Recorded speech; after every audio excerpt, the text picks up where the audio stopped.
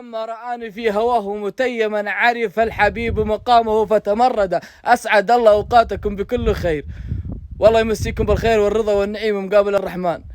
أصدقائي أصدقاء الويكند، تعالوا نستمتع بعصرية خفيفة جميلة ديقرلول يمان خفيفة وبطبيعتها. تعالوا نستمتع.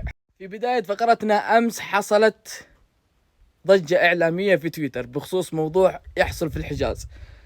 بالنسبة لي اللي بتشوفه الآن هذا هو اللي يمثل الحجاز، وهذه هي ديارنا وهذه هي عاداتنا وهذه هي تقاليدنا. أي شيء دخيل علينا ما هو لنا. وتعالوا نستمتع. أعظم موروث حجازي المجرور، وتعالوا نستمتع فيه. يا حمام